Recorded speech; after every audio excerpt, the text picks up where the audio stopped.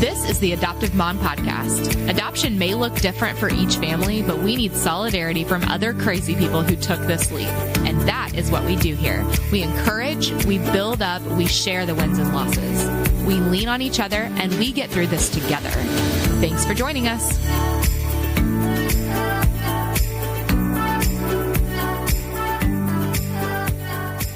Hey, everyone. Welcome to the Adoptive Mom Podcast. This is Season 4, Episode 10, or Episode 58 overall. If you want to count all the episodes, that's where I get the 58. Some people like to count that way. You know, you're welcome, because you never know who it's going to help. You're welcome. Okay, sorry, moving on. Today's episode is the Dad's episode, which I know you guys love. So I'm really excited to introduce you to my guest. But again, this is going to be the last you'll hear from me, because I always let my husband do the Dad's episode, because I feel like it's a really good, authentic conversation between dudes, and I love being able to provide that for you guys. So if you haven't listened to Season 3, Episode 1 with Angela Braniff, this is her husband. So this is CR Braniff, and he is from This Gathered Nest. They are the coolest family. So CR is a dad of 7, and he recently stepped away from a 12-plus year career in corporate America to join his wife Angie to help run their social media business. He's used to living their adoption life out loud, and I'm so excited that he was down to chat with Brian about where dads fit into all of this, you know, where their hearts are, their roles are, their emotions are, all of it. Before we jump in, I want to say, so Wally Vaughn, you never stepped forward to claim your prize for my rate and review giveaway. So Katie Belt, you are the official new winner. So reach out to me and I'll get you your Target gift card to thank you for helping the show out in such a pivotal way. I really appreciate it when you guys do that. It just bumps us up in the ratings, and I love, love, love reading your reviews and what you think.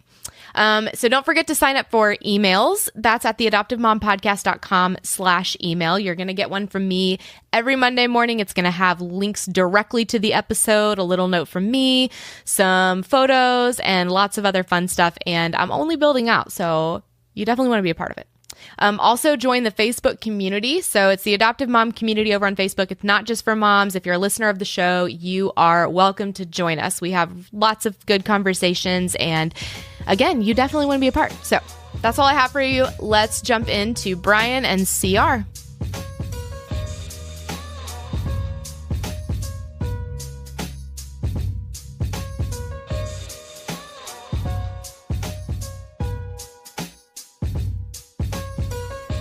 All right. Hey, everybody. Welcome to the Adoptive Mom Podcast. I am not an adoptive mom. I am not Alex Fittin, as you probably noticed. I am Brian Fittin. I'm the husband of the awesome Alex Fittin. And today, I get the pleasure of interviewing CR Braniff. Say what's up, CR. Hey, what's going on? Hey, so excited to have you, and honored that you want to join us on the podcast. Obviously, your wife was interviewed, and that episode people just absolutely love. So you have an expectation to live up to, though. You know, she sets the bar pretty high. It makes it very hard on me. But yeah, I mean, very excited to be here. Angie spoke very highly of the conversation that she and Alex had, and you know, I think this is a type of discussion that needs to be had. You know, us dad, we need to kind of build that community too. So I think this is going to be a good vehicle to get some of those thoughts and kind of heartstrings out there a little bit. So Absolutely. Yeah, and we can kind of go into that, but that's exactly why we were joking before we started recording that I get one episode and I got to make it count. So there we go, man. Well, I appreciate it. Exactly. So, but it's a very, very important conversation, especially when you're dealing with fatherhood in general, but then also on top of that, an adoptive father, and that just changes the whole landscape and how you interact with your kids. But being called to that higher level it's definitely important to encourage those other guys. So that's the reason we do this. So first off, why don't you tell us a little bit about you, kind of introduce us to your family? Yeah, gladly. So again, my name's CR Braniff. I'm married to Angela Braniff. She is she hates it when I use this term, but she's a social media influencer, if that's a thing. So together we run a YouTube channel called This Gathered Nest. We have 7 kids in total. We have 2 biological daughters named Kennedy and Shelby, who are 12 and 10. And then we have ironically, our oldest daughter, I should say our oldest adopted daughter is Rosie, who's 7. And then we have our oldest son is Noah, who is 7, who was adopted from the DRC. And then we have Jonah, who was we adopted via domestic adoption here in the U.S. And then bringing us home about a year and a half ago, we had a set of twin girls named Ivy and Amelia via embryo adoption. So we've kind of dabbled, if you will, in a lot of different types of adoption. But yeah, so it kind of makes things interesting around here. That's awesome. Yeah. That's so first off, that's a lot of kids. So I lose track of them. Yeah, people kind of when we talk about ours, because we have 4, having the teenager is 17 and then 3 toddlers, and so people kind of freak out about our story, like, oh my goodness, first off, that's so many toddlers, but then also to have a teenager, and I was like, well, the toddlers and teenager, it's about the same in like instruction. We're like, don't do that, don't touch that, stop doing that, but to obviously have 7, is that right? Total? Yeah. Wow. 7. That's awesome. So anything after 3, it all just kind of runs around a pretty heavy zone defense. But yeah, you're outnumbered. Yeah, you're just kind of posting up. That's absolutely right. So the biological, you have 2 biological. They're the oldest, correct? Correct. Yeah. Okay, that's awesome. Well, tell us a little bit about your story and how you guys got into this, where it came from, where you guys met a little bit, and kind of give us a rundown. So Angie and I, we go back to middle school. I remember we always joke around, I saw her for the first time in a little pizza shop near our hometown, and told my best friend at the time who I was with, I'm like, who is this? I need to meet her. After kind of hanging out a little bit, I was pretty determined to kind of sink my meat hooks into her, if you will. It took a long time. We were friends all through high school, and we finally started dating about junior, senior year of high school, and pretty much been together ever since. I think early on in our marriage, we both knew that, adoption was something that we wanted to pursue. But with most big decisions, I think timing was kind of the variable that we really didn't know about. And I think through the early parts of our marriage, we had our 2 girls. Angie struggled with hyperemesis with both of those pregnancies, and so she doesn't do pregnancy very well. And I think that was really kind of the catalyst that said, we knew we wanted to grow our family. With how sick Angie got being pregnant, we knew that that was something that we wanted to take off the table, and really kind of moved us more aggressively into the adoption space. And so around 2011 is when we adopted our first son, Noah, from the DRC. He came home in 2012. Shortly after that was when we adopted Jonah from the States here. And, in all these stories, there's, miracles along the way that kind of helped a lot of the stuff happen. I think that's why, from a social media standpoint, people are kind of drawn to some of the stories that we have to tell, and just some cool things, man. Some real God things that happened to, the way things unfolded was pretty cool. Again, and then lastly, I think Rosie was our last international adoption. She's a little girl from China. She does have Down syndrome, which is just it's amazing being able to kind of watch her grow and blossom and just kind of fit into our family the way she has. It's pretty cool to watch. I think that was 2000 and maybe 15. I think the dates are starting to blend in there a little bit, but so we brought Rosie home in 2015, I believe, and then had the twins in 2017. So that's kind of a rundown of the last 12 years in a nutshell. Just a whirlwind of diapers and adoption. So yeah. No, I hear you there. So you guys have a healthy mix of everything. And that's, I don't even know where to start. But really it is kind of you have a racial barrier that you're kind of overcoming, obviously a high needs barrier that you're overcoming. Tell us, so we had kind of put out some questions ahead of time. So the adoptive mom community, they have a Facebook group, and I know that several people are connected there. And so there was a lot of people that were asking questions, especially around dads and supporting adoptive dads. Sure. So some of the questions that we got, one kind of hit on was, how are you as a father really helping maybe the non-high needs kids interact with Rosie, and making sure she's included, making sure she's felt, a part of it, but how are they like playing with each other? I mean, this is all new to me too. So, no, that's a good question. So a lot of it, I think, is done, through modeling. I think with Rosie, gosh, man, we're very lucky. Rosie is incredibly intelligent. I think a majority of the barriers that we work through with her are language related. She can understand, I would say, 90 to 95% of what we can communicate to her.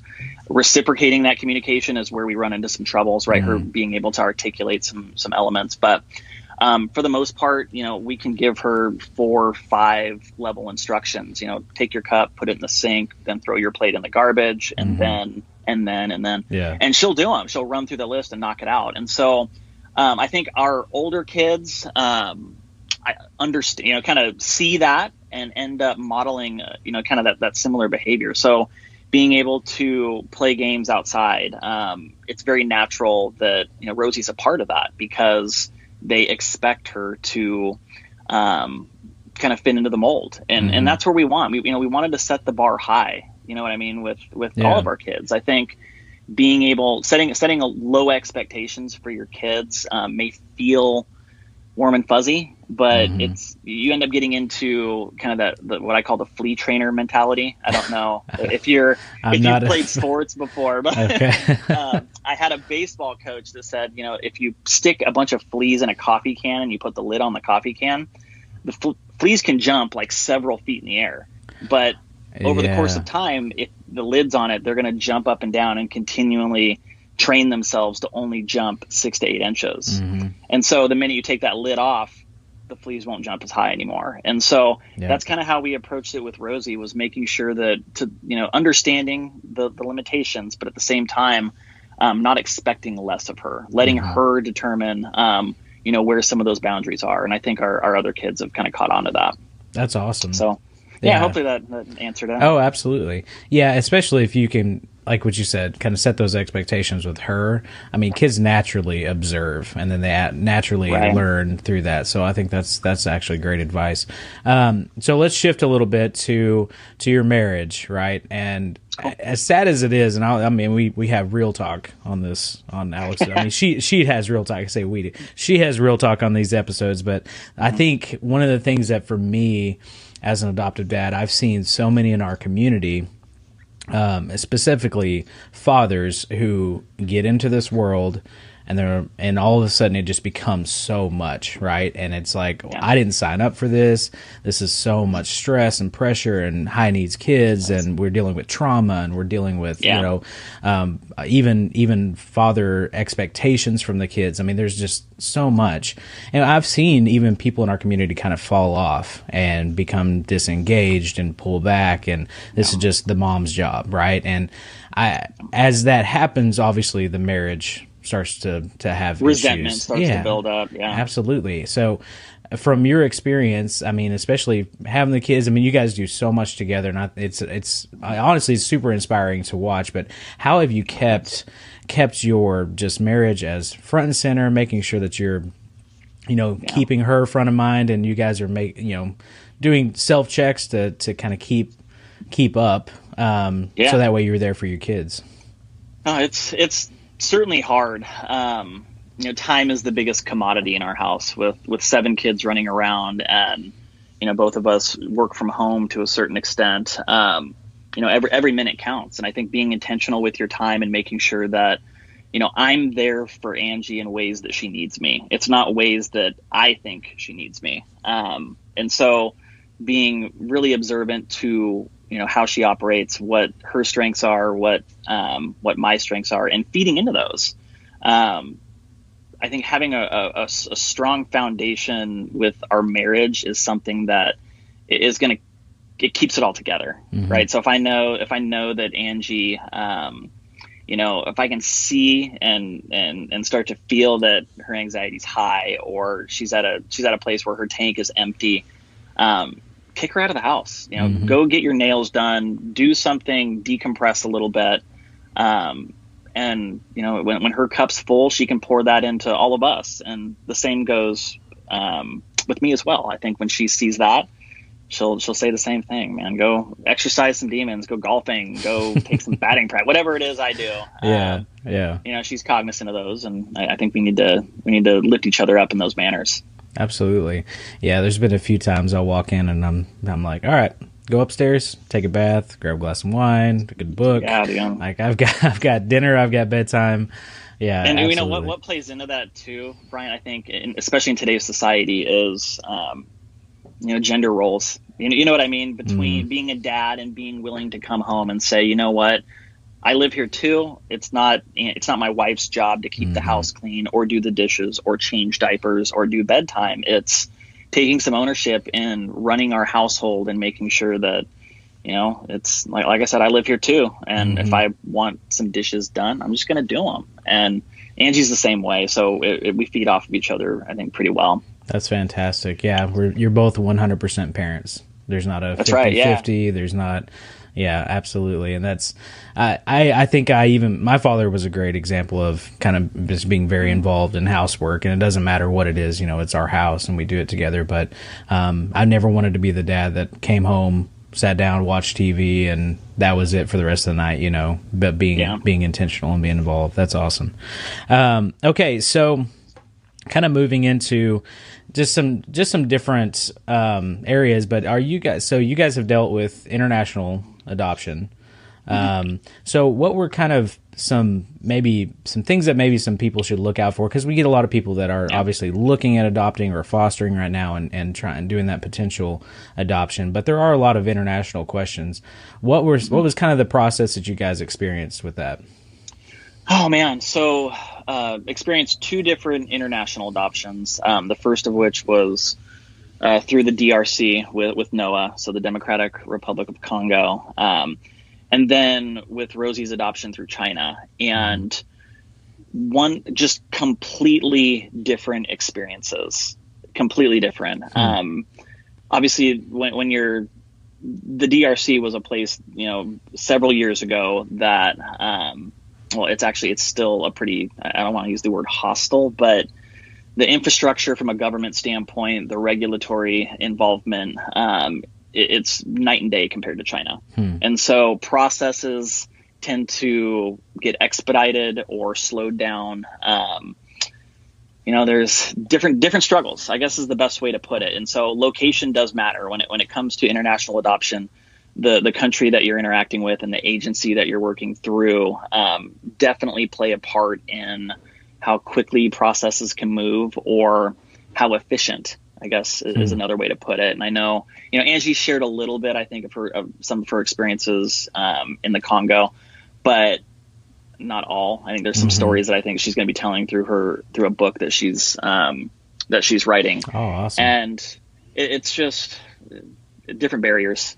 Yeah, there's a reason that I get asked this question a lot, is why does adoption cost so much, right? And some of that is because it's a very, very risky process. There's so many people involved, and in order to do it ethically, certain things need to be done, and that costs money. And so I get the cost aspect, and so there's situations where, making sure that you're involved with agencies that are ethical and doing things the right way, drive some of that expense. And in some cases it needs to be there. So yeah, absolutely.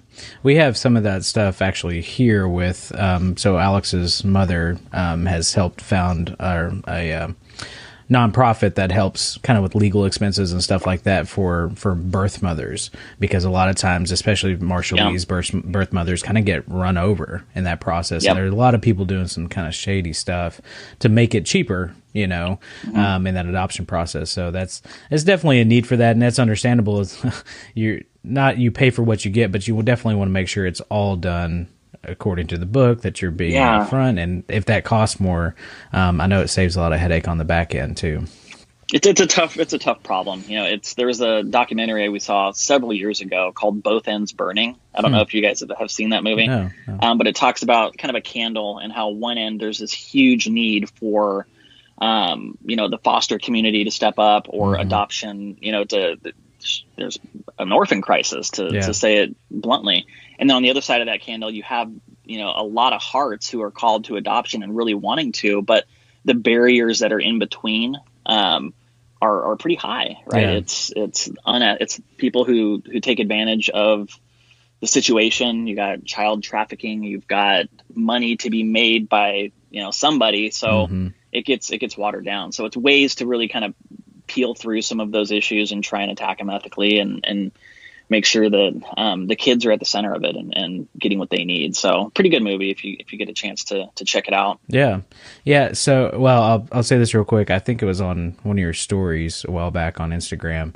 By the way, you guys need to follow CR if you haven't already. He's some pretty funny stuff. But the one of your stories, so it was Ask Me Anything, and somebody said, "Why did you go to DRC before China," or something like that? And your answer was great. It was like, well, that's where my kids were. It was like, and I love that ownership of it. And I love that answer, because that gets asked out in the community. It's like, well, which ones are yours? And you're like, well, they're all mine. Taking that. So, but anyway, so when we go back to, even this kind of as a dad and leading your family, you're obviously a guy of faith. How are you making sure to spend individual time with each kid, making sure that you obviously pour into them that love and that care, because you do have quite a few, obviously at different levels. And also, and I kind of, this may be a second part to that question, but making the bio kids, because your bio kids are older. So making sure that they don't feel left out, that they don't feel, like, hey, dad's focusing all his attention, on these other kids. So what's kind of your advice for dads in that situation? So I think, knowing your kids and what their interests are is vital, right? It's, I know my oldest daughters love horseback riding, and another one loves dance. And so it's taking, that intentional motivation again, and being able to say, just have a conversation with Kennedy. If it's something that's that day, that's all is needed. If it's 10 minutes to talk about horses, and I know nothing about horses, but she knows it all. And so it's talking about breeds and colors, or, whatever it is. Yeah. I think being able to pour into them and support their interests certainly does matter. Same approach with our younger kids. Now it's a little bit more demanding and a little bit more difficult now because we have the twins home. And so, they require a lot of Angie and I, but it's the little moments, man. I think at the end of the day, it's not, you don't need to set aside a full day and go to a movie with one of your kids and check the box, right? It's the little moments around bedtime. Like a great example is, we've got a bedtime routine with our three middle kids, and every night with my boys, they want to watch a 6-minute video of Donald Duck. For whatever reason, they love Donald Duck. So I'll pull up my phone and I'll sit there in bed with them, and after we've dressed in PJs and done teeth brushing and read, we'll sit there and watch Donald Duck for 6 minutes, and I'll throw my arms around them. And it's just those moments where I know they're going to remember little things like that, and they're going to feel loved. And I think that's where you get the payout for the investment in time and being intentional with it, right? It's when when they're feeling loved, and you've got to put your best foot forward and really try and set aside the time to do that. Nice. Yeah, I would say, I mean, we do the movie thing because it's fun, like once a year birthday type stuff. But you're absolutely right. I've learned those individual, especially with us, we have toddlers, so sitting down, reading a book, kind of going through, just that one-on-one time means more to them. And honestly, as a dad, I say this as a dad coming in, you're tired, coming from work or whatever. And it's like, hey, let's read one more book. And it's just, it's endless books. But I think you're right, kind of knowing your kid individually. There's a point where it's like, I've been gone for the past few days. I've been traveling a lot. And so coming back in, my oldest, he was like, hey, let's read this book. And most of the time I said, well, we've already read one book or we've already read 3, but I could tell he was needing that, just like dad time. And so I think being aware of that, and I was exhausted, but I don't want to look back and regret not having that extra, just 3 minutes or whatever it was that just set him at ease. He was able to go to bed peacefully. I mean, it's definitely big. And it's different per kid too. I think the more, the more you really get down into the weeds of it, they're little people. And so they're all wired differently. Not all of them, want to be loved the same way. My second oldest daughter, Shelby, loves to talk, man. She will talk 1,000 miles an hour. It's hilarious. And sometimes I catch myself just getting zoned out because she'll just keep going, but I love her to death. And I know that ways for me to show her that I love her is to give her my attention and truly listen to what she's saying. Even if it's like 47 run-on sentences in a row about 37 different topics, that's what she needs from me that day is to know that I'm listening to her and she's being heard. And, being kind of a middle child that she is, that's important to her. You know what I mean? There's an element there that goes beyond just being the father of her. She needs to know that she's being listened to. Yeah. And, things like that. So know your kids' personality types, know what their interests are. And I think being able to feed into those is what will certainly help. All right, guys, sorry to jump into all this dude talk, but I have to remind you guys about my super exclusive discount code with Restoration Threads. So I've been talking about Restoration Threads all month here on the podcast, but I'm going to talk about them some more because they're that awesome. So they're a company, they make clothing, mainly t-shirts that promotes foster care and adoption with what they say. They're really well designed. I'm wearing one as we speak. It's super soft and comfortable, and you need a t-shirt like this in your life.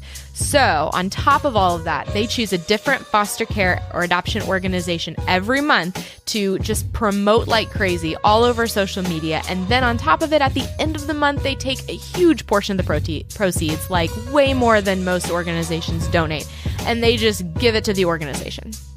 They're so awesome. They're doing really cool things. And y'all, we just need to support the crap out of these people. Let's do it. So go to theadoptivemompodcast.com/restoration threads and use the code AdoptiveMom20. All one word, all caps, the number 20, AdoptiveMom20 to get 20% off your entire purchase. Not just one t-shirt, your whole purchase. So let's do that right now. Press pause on the podcast, hop over there, buy yourself some t-shirts, and then jump back in with Bryan and CR, which is what we're doing right now.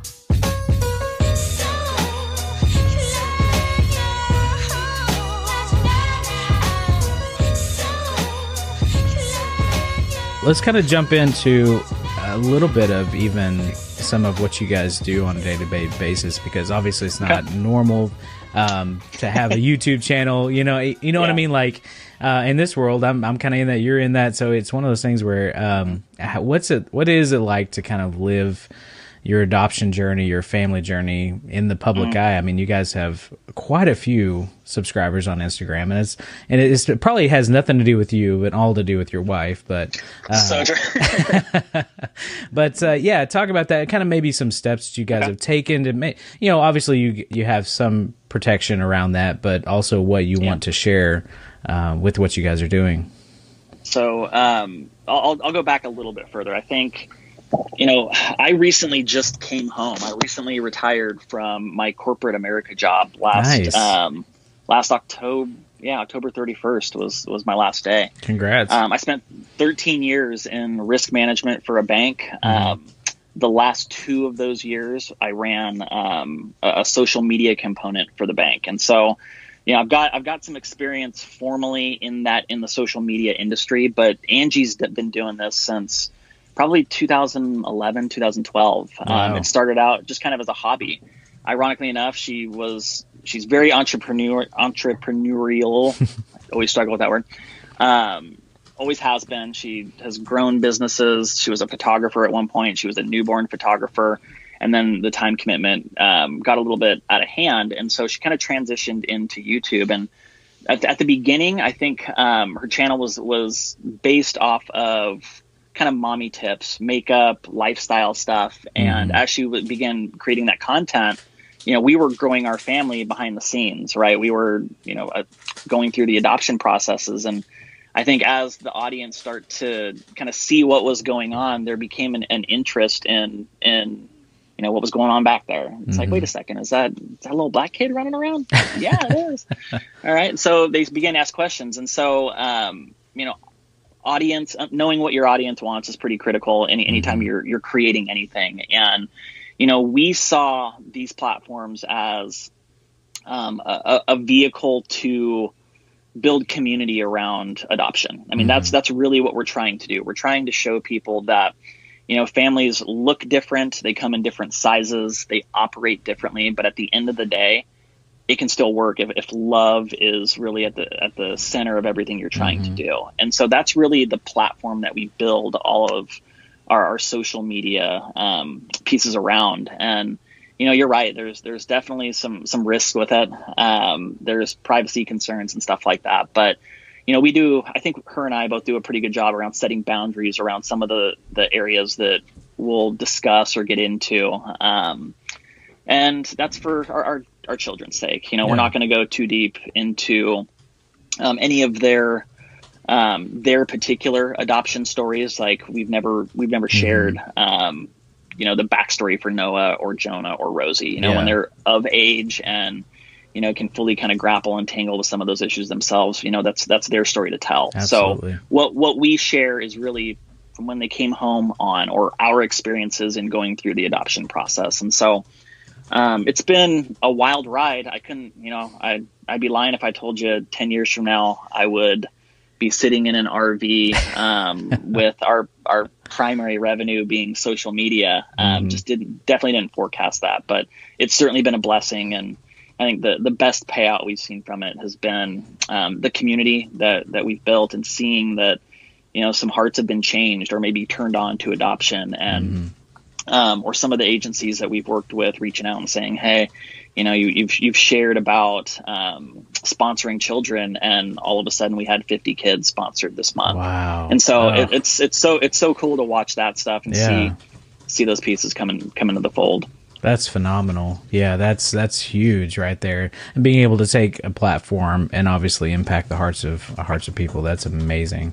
That's pretty cool. Yeah, so if you're listening to this on your podcast app, I would highly encourage you to jump over and watch the video of CR right now, because he's in his RV, he's hanging out, he's kind of hiding out a little bit to do this interview with us, which we appreciate. But so what is the RV? I heard you guys are going to be traveling the countryside now.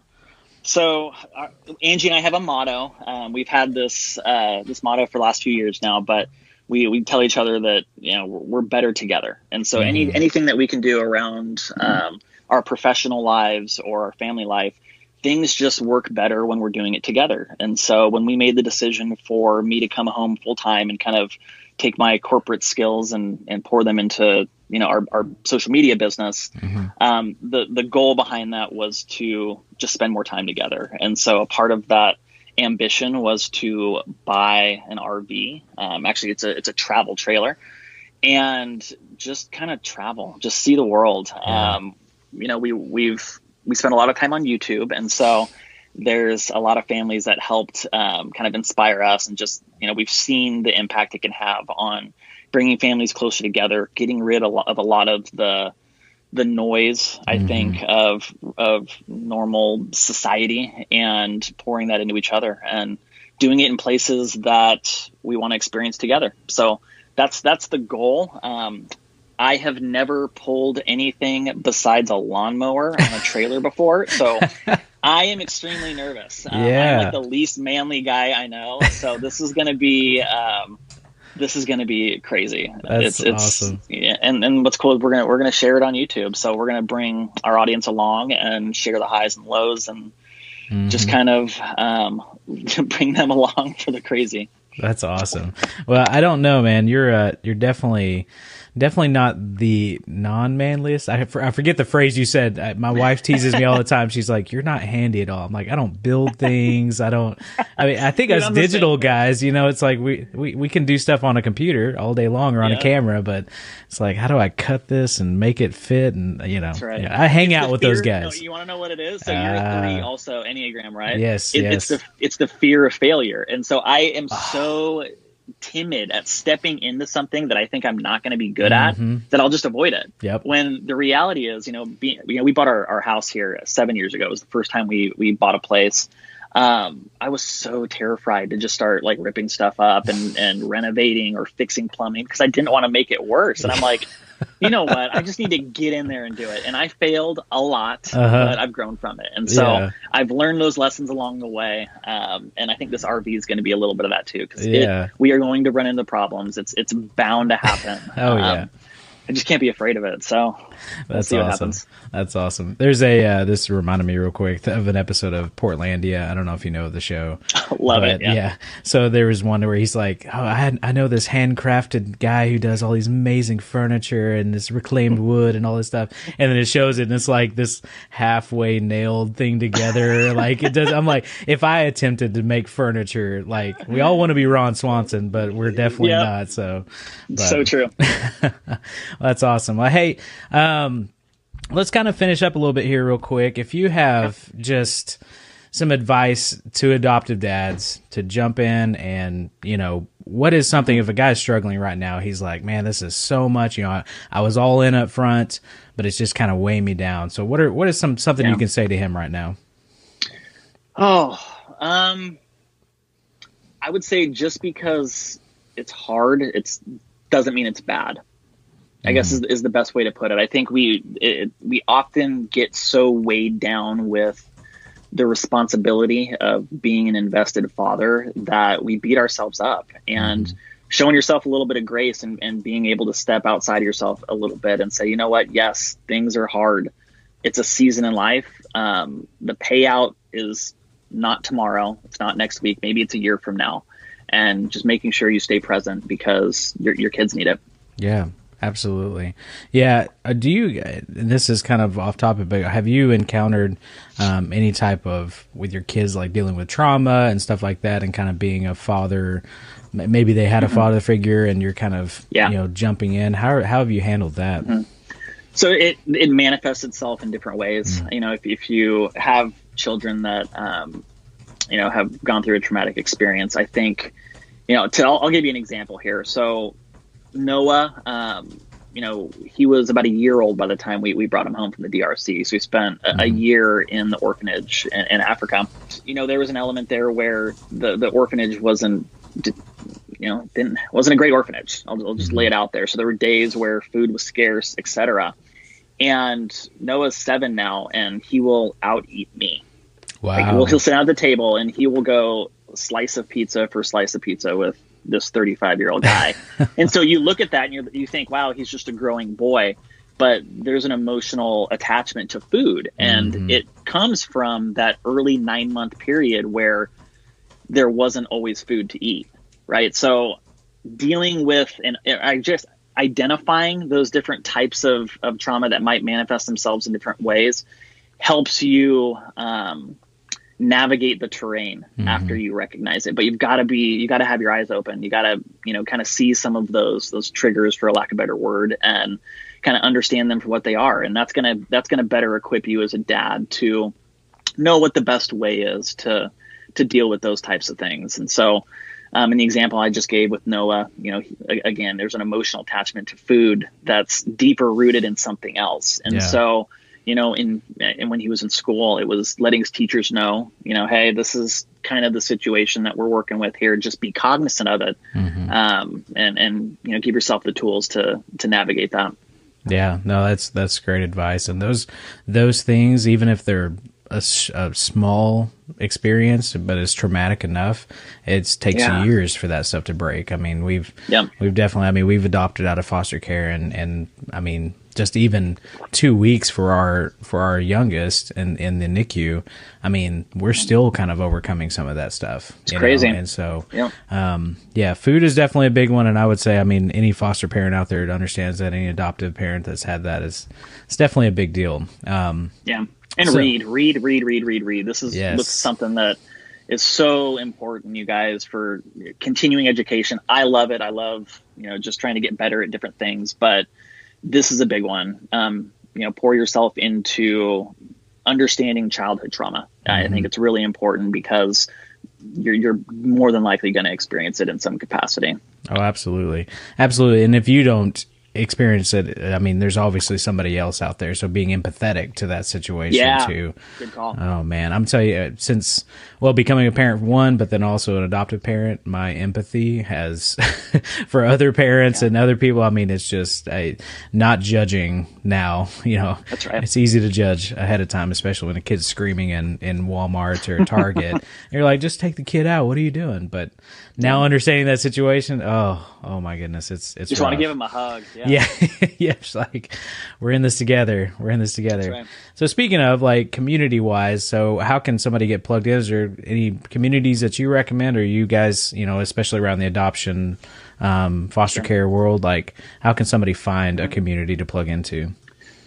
Oh man, you've got to be, you got to get out there and take some risks. I think, whether I'm a extrovert by, I think just that's how I'm wired. So I love meeting new people. I'm not afraid to kind of dip my toe in the water and be vulnerable.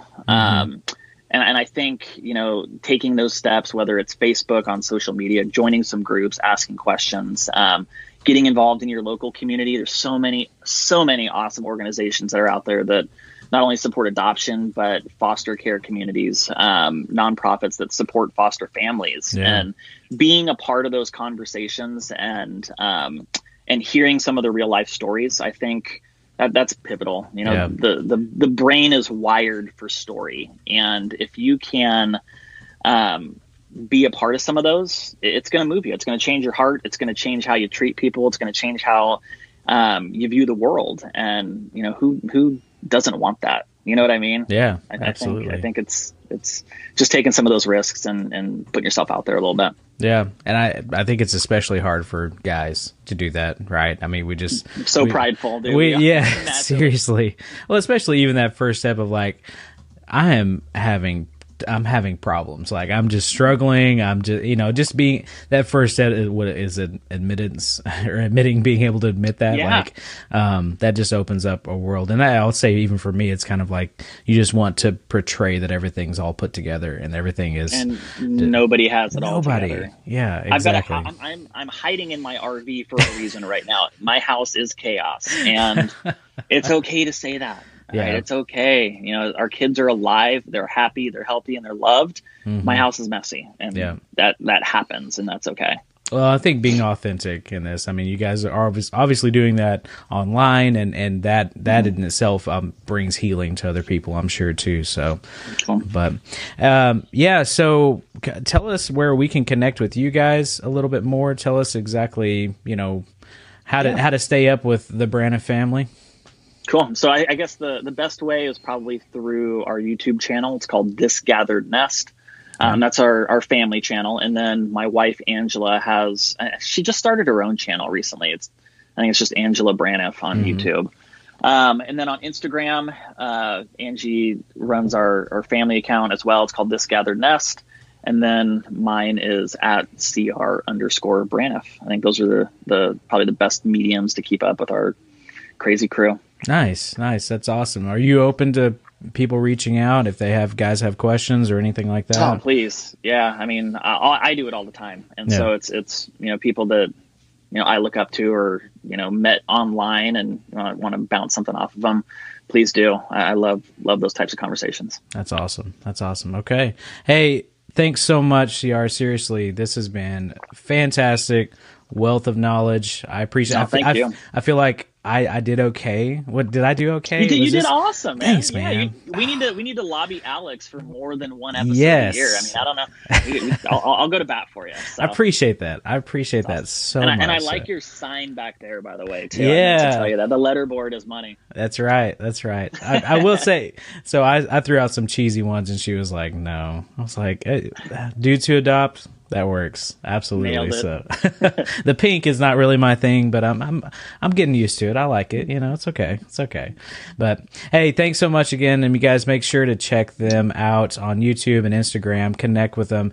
If you're an adoptive dad, I encourage you, I implore you to make sure to connect with other guys in this space. We're all going through the same things. We're all dealing with the same stuff. So please make sure you reach out, connect with somebody to walk this journey with you. So CR, thanks so much, man. Have a great day. Brian, appreciate it. Thanks again. Thank you so much for listening to the Adoptive Mom Podcast. I hope you found encouragement here. I need you to know that you are enough and you're doing a great job. We are all in this together, and I am over here cheering you on. Don't forget to check out show notes for this episode and other resources at theadoptivemompodcast.com. Thanks for joining us.